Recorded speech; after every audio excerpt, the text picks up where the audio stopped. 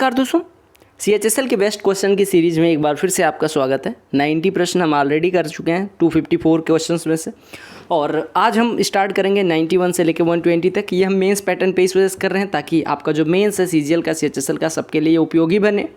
और साथ ही साथ आपको 30 प्रश्नों का मिक्स अच्छे क्वेश्चन हैं, छटे हुए क्वेश्चन हैं, तो ये करने की आदत भी पड़े। मस्ट वीडियो भी आपको बहुत जल्दी मिल जाएगी। साथ ही साथ SSC CGL 2023 Tier 1 solve papers सारे 39 शिफ्ट के 975 प्रश्न आपको मिल चुके हैं, वो प्लेलिस्ट भी चेक कर सकते हैं। पहला प्रश्न सुंदर तरीके में लिखा गया है, जरूर देखें।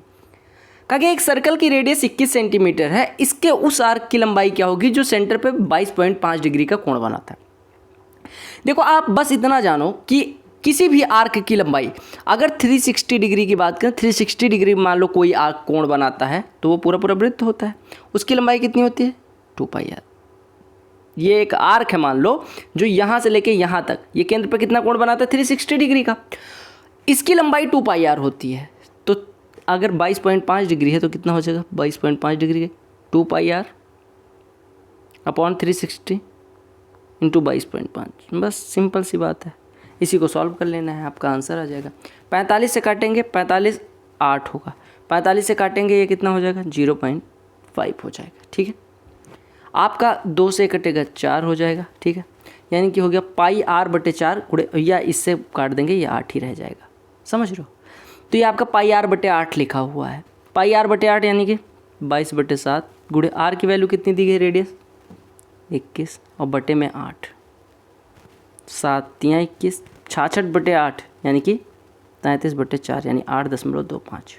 तो आप हमेशा याद रखना कि थीटा कोण का जो माप होगा वो होगा थीटा अपॉन 360 इंटू 2πr, या आप कह सकते हैं थीटा अपॉन 180 πr। ये लंबाई होगी उस आर्क की जो केंद्र पे थीटा डिग्री कोण बनाता है। करने का सबसे बढ़िया तरीका है ऑप्शन से वैल्यू पुटिंग से कर लो, इजी भी पड़ेगा। देखो, अगर 0 रख दोगे तो इसकी वैल्यू 0, 4 इसकी वैल्यू हो जाएगी 4/3, नॉट पॉसिबल। अगर 30 रख देते हैं तो ये हो जाएगा 2 × 1/3 प्लस 4 × cos 30 की वैल्यू कितनी होती है? √3/2, उसका स्क्वायर 9/16। 9/16 यानी 9/4, 2/3 जुड़ के कभी 3 नहीं हो सकते। 45 रखोगे तो इसकी वैल्यू 2, यानी 4 cos स्क्वायर a की वैल्यू आनी चाहिए 1। अगर 45 रख दोगे तो इसकी वैल्यू तो कितनी हो गई? 2, 2 3 में से घट जाएगा यानी 1। अब 4 × cos 45 की वैल्यू 1/√2, उसका स्क्वायर 1/4, तो 4 × 1/4 आपका आंसर 1 यानी 45 सेटिस्फाई कर जाएगा। ट्रिको का ये प्रश्न जो पूछा गया इस बार CHSL में, लोगों ने बड़ा हवा भी बनाया। a बराबर दिया गया था b बराबर a² - b² - 4√ab की बात करिए। देखो, अगर हम पहले a b निकालें तो a × b cot a plus cos a, cot a minus cos a, यानी cot square a minus cos square a, cot square a minus cos square a। अगर इसमें से मैं cos स्क्वायर a कॉमन ले लूँ तो ये बचेगा।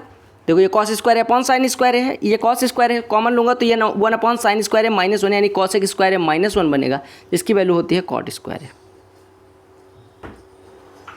यानी आपका ए बी की वैल्यू हो गई cos स्क्वायर है इंटू कॉट स्क्वायर है, तो √ab आप यहाँ से निकाल पाओगे। साथ ही साथ अगर a² - b² में करने जाऊँ, a² - b², तो ये कितना हो जाएगा? आप कहेंगे ये x + y है, x - y, तो x + y का स्क्वायर माइनस x - y का स्क्वायर, यानी 4xy, यानी 4 × cot a इंटू कॉस है, यही तो होगा। लिखा a² - b², इसकी वैल्यू आ गई -4√ab। अगर a b इतना है तो √ab की वैल्यू इसकी पावर कट जाएगी, यानी कि ये हो जाएगा cos a इंटू कॉट है। तो इसकी वैल्यू अगर cos a इंटू कॉट है तो 4 × cos a इंटू कॉट है, 4 × cos a इंटू कॉट है, कट जाएगा, यानी आपका आंसर 0 हो जाएगा। कुछ लोग ये सोच रहे होंगे कि बहुत बेसिक क्यों नहीं जा रहे। भैया देखो, ये अच्छे क्वेश्चन की सीरीज है, तो मैं कोशिश करूँगा कि इसमें सबको समझ भी आ जाए और मेंस के लिए तैयार हूँ। ऐसा नहीं कि आप बेसिक ही करते रह जाएं। ठीक है, तो बेसिक से स्मार्ट अप्रोच सिखा रहा हूँ। सुखीन ने परचेज किया कुछ आइटम्स, बट 15% उस आइटम की बेचे नहीं गए और वो ख़राब हो गए। कुछ आइटम खरीदे, मान लो 100 खरीदे हों तो 15 तो बेकार चले गए, 15 का तो कोई बेच ही नहीं सकते। मैनेज जो सुखे था, सुखी क्या पढ़ोगे? सुखी ने रेस्ट आइटम को एक ऐसे प्राइस पे बेचा ताकि उसका ओवरऑल 19% का फ़ायदा हुआ। आपसे कहा गया what % above the cost price of each item did Sukhin sell each of items that did not go bad. कहने का मतलब 100 खरीदा, 15 बेकार हो गया, यानी उसने बेचे कितने? 85। मान लो एक 10 का पड़ा हो तो उसका कॉस्ट प्राइस कितना पड़ा होगा? 1000। हमसे कहा गया वो ओवरऑल पे 19% फ़ायदा कमाता है, यानी 190 का फ़ायदा, यानी ये बेचता कितना है? 1190 में, यानी 85 आइटम को बेचता है 1190 में, यानी एक आइटम का विक्रय मूल्य कितना पड़ा? 1190/85। ठीक है, 85 से अगर काटेंगे तो 85 कम 85 हो जाएगा, ये बचेगा कितना 34, 340, 85 चौको 340, यानी एक आइटम 14 रुपये का बिका।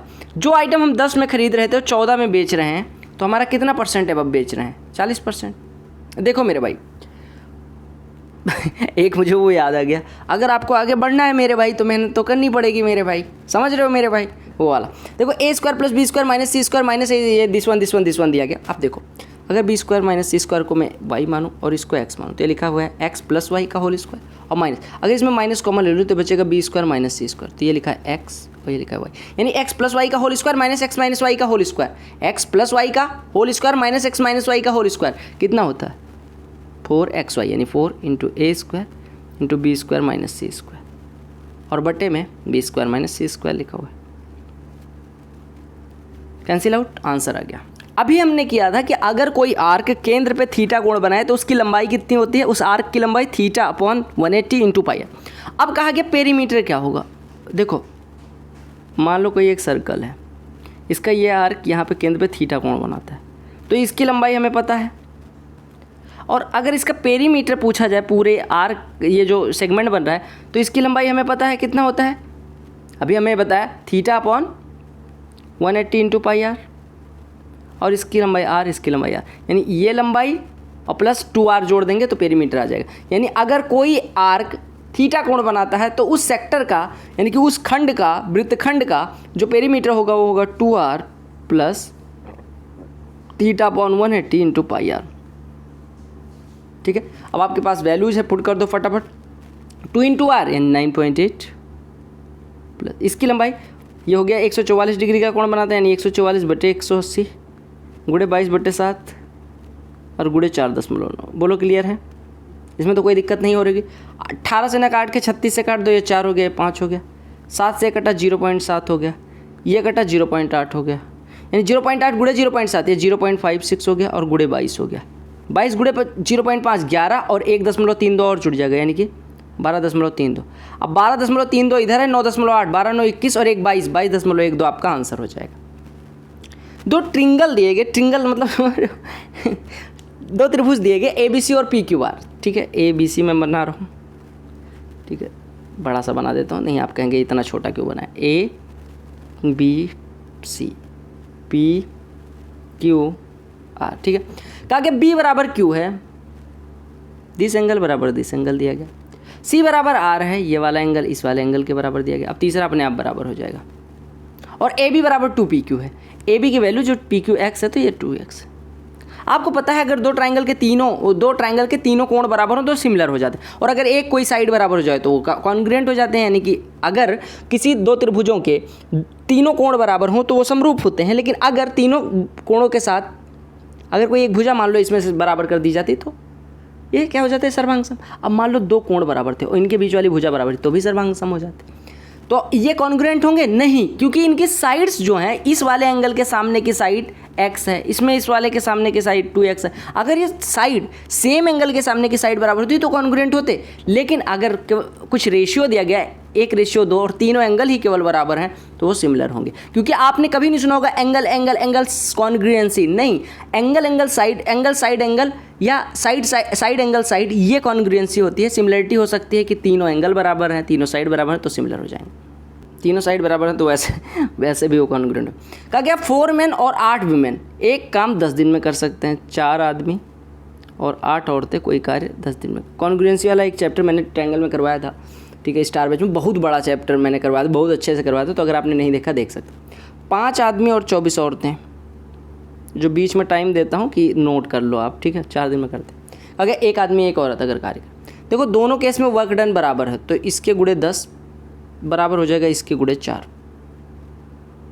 2 दूनी 4 2 पंजे 10, गुणा करोगे 5 को 20 मैन, इधर 10 मैन, दोनों का डिफरेंस 10 मैन, इधर 48 वुमेन इधर 40 वुमेन, यानी 8 वुमेन, 2 पंजे 10 2 चौको, यानी यहाँ से आ गया पुरुष 4 काम करता है, औरत 5 यूनिट काम करती है। जबकि मर्द को बर्दाश्त नहीं होता कि भैया औरत कैसे ज़्यादा काम कर सकती है, हैं कर सकती है कई बार, ठीक है। अब आपके पास आ गया इफ़िशियंसी, औरत 5 काम करती है, बातें करने का काम होगा, और पुरुष 4 काम करता है, 4 यूनिट, या सॉरी मजाक कर रहा हूँ यार, दिल पे ना लेना, ठीक है। अब यहाँ से टोटल वर्क निकालो। टोटल वर्क कैसे निकालोगे? 4 मैन प्लस 8 वीमेन। 4 मैन मतलब कि 4 चौको 16 प्लस 8 वीमेन मतलब कि 40। और अगर इतने लोग करें तो 10 दिन लगता है, यानी टोटल काम आपके पास आ गया 56 × 10 यानी 560 यूनिट। अब हमें करवाना किससे है? एक आदमी एक औरत, दोनों मिलकर एक दिन में कितना करेंगे? 9 यूनिट। तो कितना दिन लगेगा? 9 × 6 = 54, 9 दूनी 18, सही 2/9, 62 सही 2/9 दिन लगेंगे। एक पुरुष है, एक आदमी है, 44,000 रुपये कुछ शेयर में 1:4:5 के अनुपात में इन्वेस्ट करता है, जो डिविडेंड 10%, 15% और 25% का देते हैं। तो उसका टोटल इनकम कितनी होगी? देखो 1:4:5 के अनुपात में उसने, यानी कि 10% इधर मिला, 15% इधर मिला और 25% इधर मिला, ठीक है। एक बात बताओ कि अगर मैं पूछूं कि एवरेज कितना होगा इसका, तो 5 25%, 125 पहले आप प्रोडक्ट निकाल लो, 4 15 60 और 1 10 10, इसको सबको जोड़ो और बटे में 5 4 9 1 10 कर दो, तो आपको एवरेज मिल जाएगा 10 60 70 70 और ये 195, 195 को 10 से डिवाइड करेंगे यानी कि 19.5% आपको इंटरेस्ट मिलेगा।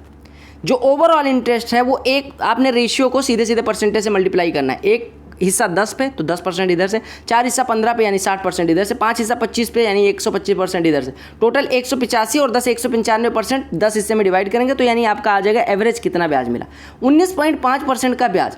44,000 का 1% है 440, तो 19.5% कितना हो जाएगा? 44 × 195। 44 × 195 करने के लिए 44 × 200 कर दो यानी कि 8800 हो जाएगा, और उसमें से 44 × 5 यानी 220 घटा दो तो कितना आ जाएगा? 8580, यानी 8580 का ब्याज मिलेगा। तो ये सबसे आसान मेथड है। रवि भाई साहब हैं, 100वां प्रश्न आ गए हम, ठीक है। रवि भाई साहब हैं जो कुछ मनी 5% पे फर्स्ट 3 साल के लिए, यानी 5% रेट ऑफ इंटरेस्ट है पहले 3 साल का, 8% है अगले 2 साल के लिए, 8% अगले 2 साल के लिए है, और 10% 5 साल के बाद, यानी 5 साल के बाद जितने भी समय के लिए आप लोगे 10% इंटरेस्ट पे करना पड़ेगा। कहा गया अगर उसने टोटल 7 सालों में 12,250 रुपये पे करे इंटरेस्ट के रूप में। अब पहले 7 साल का इंटरेस्ट तोड़ के निकालो, तो वो 3 साल तक 5% की रेट से 15% इधर दे दिए होंगे उसने, 8% की रेट से 2 साल में 16% इधर, 5 साल हो गए, अब 2 साल 10% की रेट से 20% इधर, यानी टोटल इंटरेस्ट उसने कितना दिया? 15, 16 और 20 यानी 51% का। और ये जो 51% है वो 12,750 के बराबर है। तो आपसे पूछेगा 100% कितना होगा? इसी का लगभग दूने के बराबर होगा।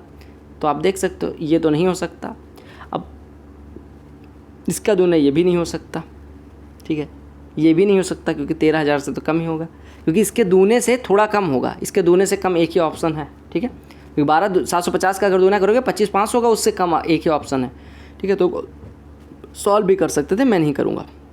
क्या कहा गया?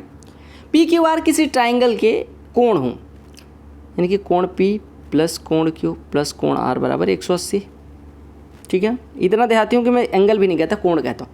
अब 2R माइनस P की वैल्यू दी गई Q माइनस R, जो दिया गया उसको ब्लैक कलर से लिखेंगे, 2R माइनस P बराबर Q माइनस R, या हम यहाँ से कह सकते हैं 3R बराबर P प्लस Q। R को एक साइड में कर ले। अब देखो P प्लस Q की जगह पे 3R रखो, तो 3R प्लस R, 4R बराबर 180 यानी R बराबर 45 डिग्री। अभी आगे क्या करना? कुछ नहीं, आंसर आ गया। ये प्रश्न देख रहे हो, सुंदर सा दिख रहा है ना, लेकिन है नहीं कुछ दम इसमें। 1 minus tan square phi minus upon sec square phi. tan square phi का मतलब क्या होता है? Sine square phi, but psi बोलते हैं, फाई बोलते हैं, फाई बोलते हैं, but a cos square phi, ये tan हो गया, ठीक है। और सेक स्क्वायर, ये यार गोला इधर क्यों बन रहा है? और सेक स्क्वायर फाई कितना होता है? 1 अपॉन कॉस स्क्वायर फाई, ठीक है। ये दोनों कट गया, 1 minus sine square phi, cos square phi हो गया। अब आप कहेंगे ऑप्शन में तो कॉस कहीं दिख नहीं, अगर साइन इंटू कॉट लिखा हुआ, अगर कॉस स्क्वायर फाई में मैं साइन स्क्वायर फाई से मल्टीप्लाई और साइन स्क्वायर फाई से डिवाइड कर दूँ, कोई डिफरेंस नहीं होगा। ये क्या होगा? Cot square phi into sine square phi, यही जो आपका ऑप्शन है। हाँ भाई, ये बढ़िया चीज़ है। देखो एक चीज़ होता है डिस्क्रिमिनेंट, समझिएगा बात को। जो अगर कोई क्वाड्रेटिक इक्वेशन यानी कि द्विघात समीकरण दिया गया x square plus bx plus c बराबर 0, तो इसका डिस्क्रिमिनेंट होता है विविक्तिकर। विविक्तिकर d जो होता है वो बराबर होता है x का गुणांक b square minus 4 into x square का गुणांक a और इंटू कॉन्स्टेंट टर्म c। अगर किसी भी इक्वेशन के लिए जो विविक्तिकर है यानी डिस्क्रिमिनेंट है वो 0 के बराबर हो गया तो उसके जो रूट्स होंगे, उसके जो मूल होंगे वो इक्वल भी होंगे और रियल भी होंगे। यानी इफ़ डी इज, यहाँ पे केस लिख लेना, अगर एक इक्वेशन है if A X square plus B X plus C is equal to 0 that is standard quadratic equation, यानी standard quadratic equation is X square plus B X plus C is equal to 0 and for that equation you have to find discriminant, and if discriminant is equal to 0 then the equation will have real and equal roots. If discriminant d is greater than 0 then it will have real but unequal roots, and if discriminant is less than 0 then roots will be imaginary and unequal. Simple सी बात, अगर विविक्तिकर 0 हो गया तो उसके मूल जो होंगे वो बराबर होंगे और रियल होंगे। अगर d बड़ा है 0 से तो उसके मूल बराबर नहीं होंगे लेकिन रियल होंगे, और अगर d इज लेस देन 0 तो उसके मूल इमेजिनरी यानी काल्पनिक होंगे, आयोटा की बात होगी और अनइक्वल होंगे। यहाँ पे हमें इसको बराबर करना। अब अगर इससे इसकी तुलना करें तो a बराबर आ गया 3, b की वैल्यू 2k हो गई और c की वैल्यू 3 हो गई। b square 4k square minus 4ac यानी 4 × 12 × 36 बराबर 0, यानी कि 4k स्क्वायर बराबर 36, ये 9 हो गया। k स्क्वायर बराबर 9 तो k बराबर 3, तो k बराबर 3 अगर हो गया तो इसके रूट्स क्या होंगे? Real and equal. ऐसा नहीं भाई को अंग्रेजी नहीं आती, बहुत कम आती। एक शॉपकीपर है जो डिस्काउंट देता है अलग अलग तरीके, 2 सक्सेसिव डिस्काउंट 20%, 10% का कितना हो जाएगा? 20 + 10 -20 × 10% यानी कि 28%। निकाल लेना, मेंस के हो। 10% का डिस्काउंट अकेले, बाई 8 गेट 4 फ्री। इसका क्या मतलब होता है? अगर आपसे कहा गया कि y खरीदने पे x फ्री मिलता है तो प्रॉफिट परसेंट पता है कितना होता है? कितने फ्री मिले बटे में टोटल कितने मिले और गुणे में 100।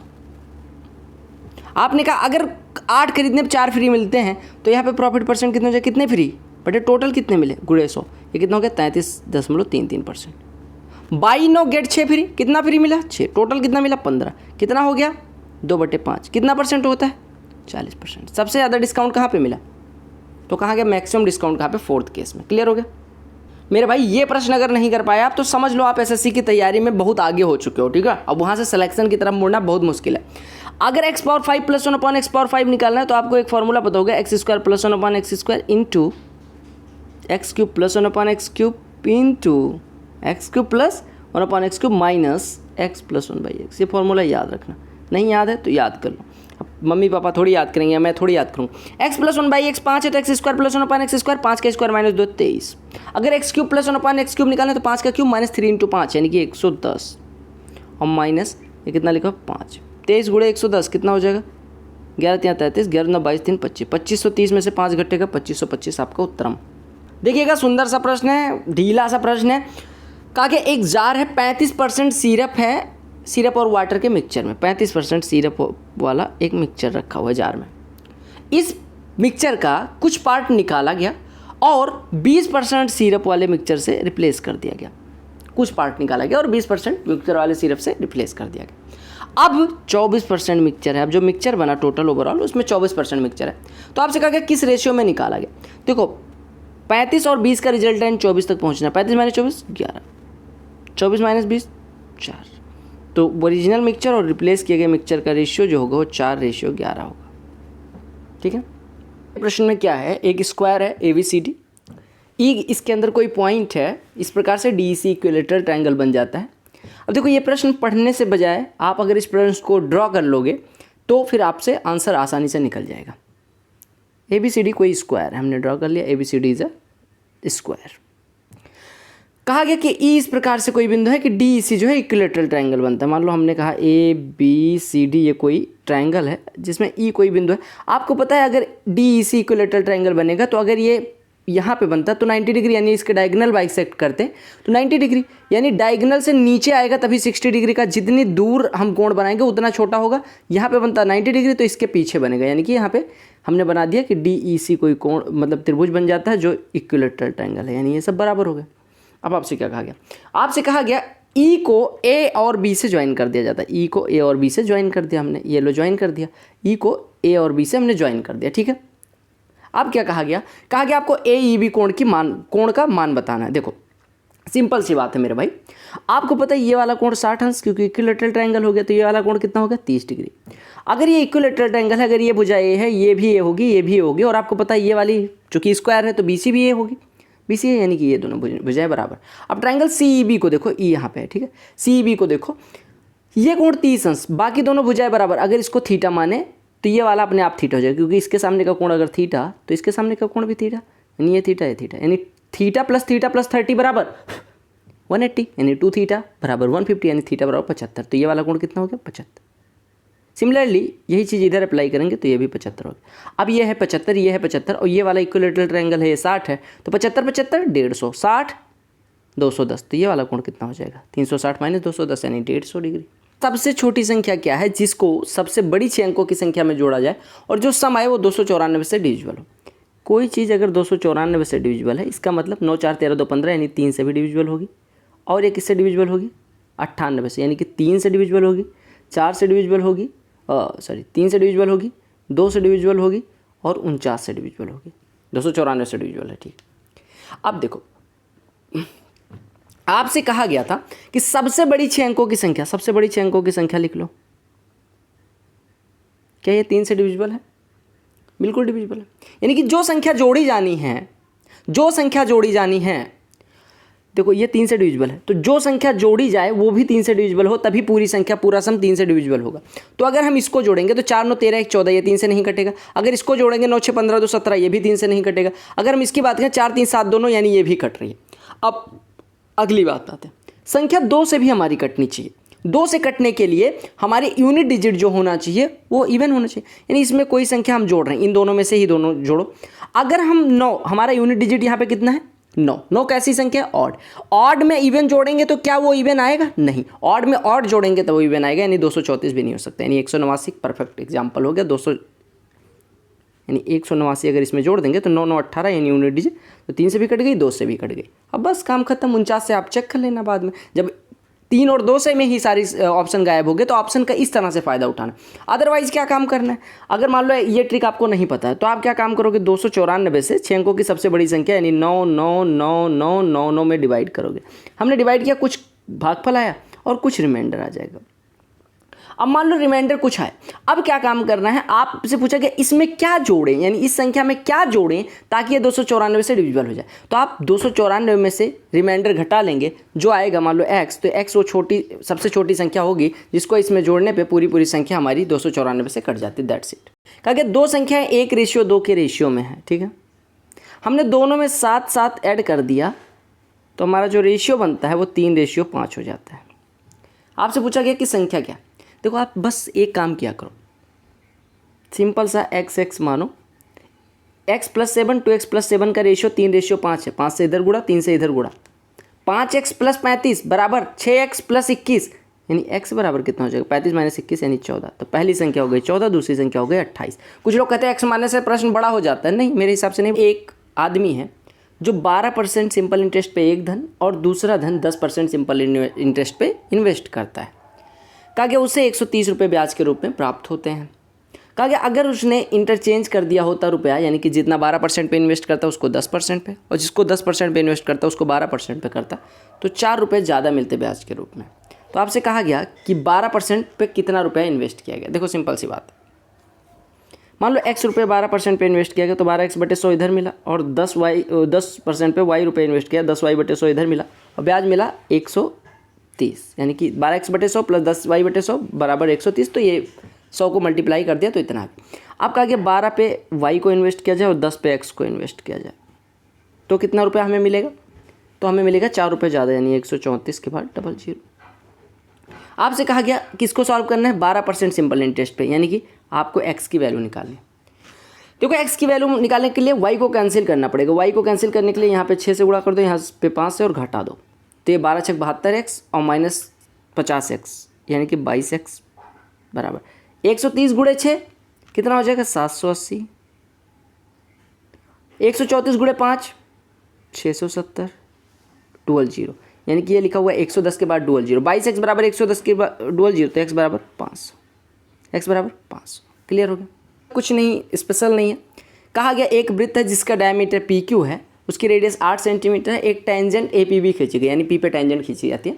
कहा गया उस कॉर्ड की लंबाई, उस जीवा की लंबाई बतानी है जो ए बी के तो समांतर है और 12 सेंटीमीटर दूरी पे है पी से। देखो फिगर बना दो, ये पी हो गया, ये क्यू हो गया, ये ए पी बी हो गया, ये ओ है, ये 8 सेंटीमीटर दिया गया। ठीक है, बस सिंपल सी बात है। ए पी बी ठीक है, ए पी बी के समांतर यानी इसके समांतर एक जीवा है, यानी यहाँ कहीं पे 12 सेंटीमीटर यानी 8 ही हो गया, 4 यहाँ कहीं पे, यहाँ पे कोई जीवा है जिसकी वैल्यू कही गई आर एस है, जिसकी लंबाई आर एस है, मतलब जिसके नामकरण आर एस किया गया। तो आर एस की लंबाई आपको निकालनी है। देखो अगर ये यहाँ से 12 पे है तो आपको पता है यहाँ से ये 8 है, ये 4 है। आपको पता है ये इस पे परपेंडिकुलर होगा क्योंकि वो त्रिज्या जो स्पर्श रेखा को स्पर्श बिंदु पे मिलती है वो उस पे लंबवत होती है, यानी कि the radius which meets and tangent of a circle at point of contact is perpendicular to that. तो अगर ये इसके समांतर है तो ये भी परपेंडिकुलर हो गया, ये 4 है, ये 8 है। अब परपेंडिकुलर है तो बाइसेक्ट भी होगा, यानी ये बराबर होगा। 8 है, ये 4 है, तो ये कितना हो जाएगा 4√3। ये इतना 4√3, इसका दूना हो जाएगा 8√3, पूरे की लंबाई हो जाएगी। अच्छा एक चीज़ आप लोग कई बार कंफ्यूज हो जाते हो, अगर ये 2 है ये 1 है तो ये कितना होता है √3। ये ध्यान है ना, क्योंकि ये 30 डिग्री हो जाता है, ये 30 हो गया तो ये अपने आप 60 डिग्री हो जाएगा। क्लियर हो गया। कहा अगर राजेंद्र एक डिलीवरी बॉय है मल्टीनेशनल कंपनी में, ठीक है, ये सब लिखने की कोई ज़रूरत नहीं थी। कंपनी उसे 90 रुपये पर डिलीवरी पे कर रही है, ठीक है, बढ़िया पेमेंट है। कहा गया एक पखवाड़े में 15 कॉन्जिक्यूटिव वर्किंग डे है, उसका एवरेज अर्निंग 540 रुपये है। कहा गया अगर एवरेज अर्निंग पहले 7 दिन की 519 और लास्ट 7 दिन की 546 हो तो आपको 8th डे की अर्निंग बतानी। क्लियर है। देखो इससे कोई मतलब नहीं है, हमें इस पूरे लाइन से ही कोई मतलब नहीं। तो 15 दिन का एवरेज 540 है, यानी 15 दिन का टोटल कितना है 540 कि देखो हम ऐसे लिख लेते हैं 540 है, हमें 540 एवरेज पहुंचाना है। पहले 7 दिन उसने 519 कम कमा, मतलब 519 कमाए, यानी कि 21 रुपये कम कमाए, और अगले 7 दिन 546 रुपये कमाए, यानी 6 रुपये ज़्यादा कमाए एवरेज से। 7 दिन ये 7 दिन है, यानी कि कंपनसेट एक 7 दिन ये भी बात हो रही है, 7 दिन ये 7 दिन 21 गए और 7 दिन 6 आए, यानी कि ओवरऑल 15 का नुकसान है 7 दिन तक। अब हमें क्या काम करना है कि हमें एवरेज 540 मेंटेन करने के लिए 8वें दिन 540 तो रहना ही रहना है, और साथ में ये वाला कंपनसेट करना है, यानी कि 15 × 7 जो गया है उसको 15 × 7 ज़्यादा कमाना है इस दिन, यानी एवरेज मेंटेन करने में 540 प्लस 105 यानी 645 कमाना पड़ेगा। वैसे मैं अलग तरीके से करवाता हूँ, बट ये तरीका देख लो। कहा गया वो दो सर्कल के सेंटर के बीच की डिस्टेंस बतानी है जिनकी रेडियाई 40 सेंटीमीटर और 30 सेंटीमीटर हो, और एक transverse direct indirect common tangent के बीच की जो लंबाई हो वो हो 10√15 सेंटीमीटर। कहा गया कि दो सर्कल 40 सेंटीमीटर और 30 सेंटीमीटर 40 सेंटीमीटर और 30 सेंटीमीटर त्रिज्या के हैं। ठीक है, आपको लेंथ ऑफ ट्रांसवर्स ये नहीं दिया गया, ये डायरेक्ट कॉमन टेंजेंट है, इनडायरेक्ट कॉमन टेंजेंट है। देखो आपको ये एक चीज़ पता होनी चाहिए कि ट्रांसवर्स कॉमन टेंजेंट का मतलब होता है इनडायरेक्ट। देखो ये डायरेक्ट कॉमन टेंजेंट होती है, ये ट्रांसवर्स मतलब होता है इनडायरेक्ट, यानी कि ये सीधे सीधे न जाके इस तरह से गई। आपको ट्रांसवर्स कॉमन टेंजेंट की लंबाई पता होनी चाहिए, ये बराबर होता है √ d² - r1 + r2 का स्क्वायर। पता है ना, पता है कि नहीं पता है? गलत हम कह रहे हैं। हमारा ये आपको पता होना चाहिए कि डी अगर डायरेक्ट कॉमन टेंजेंट की लंबाई पूछे तो होता है d² - r1 + r2 का स्क्वायर, और अगर ट्रांसवर्स कॉमन टेंजेंट पूछे तो ये r1 - r2 का होल स्क्वायर होता है। ये आप याद रखना मेरे भाई, ठीक है। अब आपको ट्रांसवर्स कॉमन टेंजेंट की लंबाई दी गई 10√15, इसका स्क्वायर कर दो तो यानी कि 10 × 10 × 15 यानी 1500 बराबर √d², अंडर तो हट जाएगा, -40 + 30 70 का स्क्वायर 4900 इधर आएगा, यानी d² बराबर 6400, तो d बराबर कितना हो जाएगा 80, यानी कि लंबाई कितनी हो जाएगी इनके सेंटर्स के बीच की डिस्टेंस d अगर हो तो ट्रांसवर्स कॉमन टेंजेंट की लंबाई का फॉर्मूला ये हो गया, और इनके सेंटर्स के बीच की डिस्टेंस आ गई। आपको एक फॉर्मूला पता ही है क्योंकि आप प्री पास करके आए हो कि a³ + b³ + c³ बराबर 3abc होता है। अगर a + b, b + c, c + c, देखो इफ़ a + b + c बराबर 0 हो तो आप कहते हैं a cube plus B cube plus C cube बराबर 3abc। यहाँ पे चेक किया तीनों का योग 0, तो ये कितना हो जाएगा 3abc, यानी 3 times of l minus M, m minus n, यानी ये l माइनस एम, यहाँ 3 बचेगा बस। 3/12 आंसर 1/4। प्रश्न अच्छा है। x प्लस 1/x बराबर -1 दे दिया गया, ठीक है। x power 15 plus 1 x power 15 की वैल्यू पूछ ली गई, क्या होगा, ठीक है। देखो अगर मैं यहाँ से x² प्लस 1/x² की बात करूँ तो हो जाएगा -1 का स्क्वायर -2, यानी 1 - 2 माइनस। अगर x³ प्लस 1/x³ की बात करूँ तो हो जाएगा -1 का क्यूब -3 × -1 यानी कि +3, इसकी वैल्यू 2 हो जाएगी। अब यहाँ से x power 5 plus 1/x power 5 निकाल लो, ये कितना हो जाएगा x² प्लस 1/x² गुणे x³ प्लस 1/x³ और -x प्लस 1/x यानी माइनस इंटू -1 यानी कि हो जाएगा -2 + 1 यानी कि इसकी वैल्यू -1 हो जाएगी। अब आपको पता है अगर x power 5 plus 1/x power 5 -1 हो तो x power 15 plus 1/x power 15 same चीज़ हो जाएगा जैसे x प्लस, अगर इसको मैं थोड़ी देर के लिए x पावर 5 को m एज्यूम करूँ और ये तो हो जाएगा m + 1/m बराबर -1, m + 1/m बराबर -1, तो m³ प्लस 1/m³ की वैल्यू 2, तो सेम चीज़ इधर भी अप्लाई हो जाएगा, यानी x power 5 plus 1/x power 5 अगर -1 है तो x power 15 plus 1/x power 15 same चीज़ हो जाएगा 2, ठीक है, क्योंकि x power 15 plus 1/x power 15 कितना हो जाएगा, इसका क्यूब -3 इंटू इसकी वैल्यू, बस सिंपल सी बात है। इतने होशियार तो हो ही कि समझ आ गया होगा। एक दुकानदार है, वो क्या काम करता है, 10 बॉक्स खरीदता है अंगूर के 2000 रुपये बॉक्स के हिसाब से। उसने एक बॉक्स जो खरीदा उसमें 20 किलोग्राम अंगूर है, ठीक है, और उसने जो बेचा उसे 2500 रुपये पर बॉक्स, लेकिन एक गड़बड़ी हो गई कि 10 किलोग्राम अंगूर खराब हो गए। अगर एक बॉक्स में 20 किलोग्राम आते हैं, 10 किलोग्राम खराब होने का मतलब आधा बॉक्स खराब हो गया, यानी उसने खरीदा तो 10 बॉक्स लेकिन बेचा 9.5 बॉक्स। खरीदा 2000 के हिसाब से, बेचा 2500 के हिसाब से, यानी ओवरऑल देखो उसका प्रॉफिट लॉस कितना हुआ। तो हर बॉक्स पे वो 500 रुपये कमा रहा है, तो 10 बॉक्स अगर बेचता तो 5000 रुपये कमाता, ठीक है, 5000 रुपये कमाता। लेकिन उससे दिक्कत क्या हो गई, ठीक है, उससे दिक्कत क्या हो गई कि उसका आधा बॉक्स तो बेकार ही चला गया, यानी कि 2500 के भाव से आधा तो बेकार ही चला गया, यानी कि 1250 इधर नुकसान हो गया। क्योंकि आधा बॉक्स और बेचता तब उसका 5000 का फ़ायदा होता, अगर 10 बॉक्स 2500 के हिसाब से बेचता तब उसका फ़ायदा होता, लेकिन आधा बॉक्स तो उसका बिका नहीं, यानी 1250 का उधर चला गया नुकसान, यानी उसका नुकसान इतना हो गया। और 1000 रुपये उसने ट्रांसपोर्ट पे कर दिया, यानी उसका ओवरऑल प्रॉफिट कितना होगा 2250, 50,000, 5000 से कम 2750। या ऐसे निकालो या फिर ऐसे निकाल लो, उसने कुल लगाया कितना 20,000 रुपये, फ़ायदा कितना कमाया 95 गुणे 250, 95 गुणे 250 करने के लिए 250 गुणे यानी 25,000 माइनस 1250 कर दो, यानी कि 3750 रुपये का फ़ायदा। 3750 रुपये का फ़ायदा इधर आ रहा था, 1000 रुपये उसने ट्रांसपोर्ट पे, यानी 2750 का फ़ायदा बचा। ये प्रश्न मैंने इस वजह से ले लिया है कि कई लोग घबरा जाते हैं कि x-2 यहाँ पे दे दिया गया। देखो अगर x-2 दिया गया तो आपको कुछ नहीं करना, दोनों पक्षों से 2 घटा के x-2 के फॉर्म में बना लेना है, तो x-2 -1/x-2 बराबर 5 हो गया। तो अब इसका क्यूब निकालना है। आपको पता है अगर a -1/a बराबर 5 तो a क्यूब -1/a³ कितना होता है, 5 का क्यूब प्लस 3 × 5 यानी कि 125 प्लस 15 कितना हो जाएगा 140।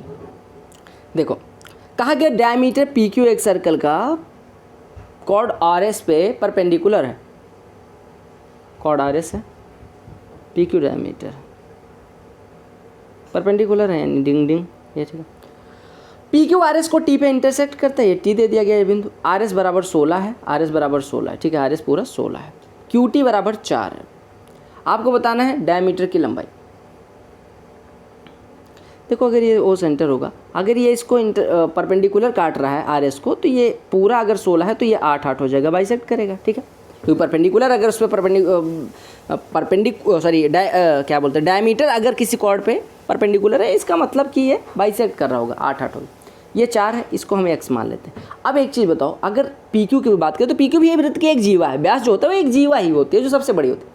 तो हमें बस सीधे लगा देना कि अगर दो वृत्त की दो जीवाएं अंतर रूप से अंतः इंटरसेक्ट करते हैं, यानी if 2 chords of a circle intersect inside circle, तो आपको पता है छोटे छोटे पार्टों का गुणनफल यानी QT समझ लो, वो वाला QT सोना बाबू वाला इंटू TP बराबर RT इंटू TS कहते हैं नहीं QT।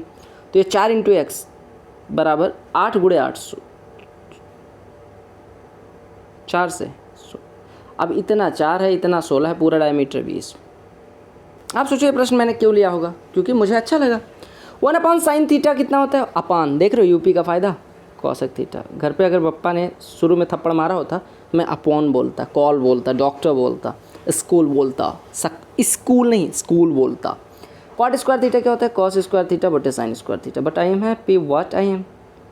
ठीक है, 1 प्लस कॉसेक थीटा का मतलब, या ऐसे करो, इसको ऐसे लिखा रहने दो, इसको कॉट स्क्वायर थीटा ही रहने दो, कॉसेक थीटा -1 से ऊपर नीचे गुणा कर दो, नीचे क्या हो जाएगा, cosec theta +1 cosec theta -1 cosec square theta -1 यानी कॉट स्क्वायर थीटा हो जाए, तो कट जाता। Cosec theta minus cosec theta -1, तो कॉसेक थीटा कट गया, -1 यानी कि +1 हो गया। बहुत खुश होंगे आप लोग, कहा गया 2 एलॉय हैं एल्यूमिनियम और जिंक के, एल्यूमिनियम और Zn, Al और Zn 5:6 और 3:5 के रेशियो में इनमें एल्यूमिनियम और जिंक है। कहा गया 242 किलोग्राम पहले एलॉय का, 144 किलोग्राम दूसरे एलॉय का मिक्स कर दिया जाए तो मात्रा क्या होगी इनकी। 242, 11 बराबर, देखो 11 रेशियो बराबर 242, यानी 1 रेशियो बराबर कितना हो जाएगा 22, तो 22 × 5 इधर है, 22 × 6 इधर है। 8 रेशियो बराबर 144, 1 रेशियो बराबर 18, यानी 3 × 18 ये है, 5 × 18 है। अब हमने एल्यूमिनियम टोटल कितना हो गया, टोटल एल्यूमिनियम ये वाला हो गया, टोटल जिंक कितना हो गया इतना, यही रेशियो निकालना है। 110 और 54 164, 132 और 90 222, काट देंगे 82, काट देंगे 111, क्या रेशियो बना 82 111। तो प्रसन्न हो गए। चलो अगली वीडियो कब आएगी वो मेरे ऊपर डिपेंड करता है, आप लोग लाइक शेयर करें जो मन करे। बाकी टेलीग्राम आप लोग छोड़ ही रहे हैं तो टेलीग्राम चैनल छोड़ दें अगर आपको ज़रूरी नहीं लगता। मिलते हैं अगली वीडियो में, तब तक के लिए bye bye, take care, love you all the very best, all क्यों जाओ, वंदे मातरम, जय हिंद। चैनल सब्सक्राइब मन करेगा तो करना, मेरी तरफ से कोई ज़बरदस्ती नहीं है। If you want you can, if you don't want you can't.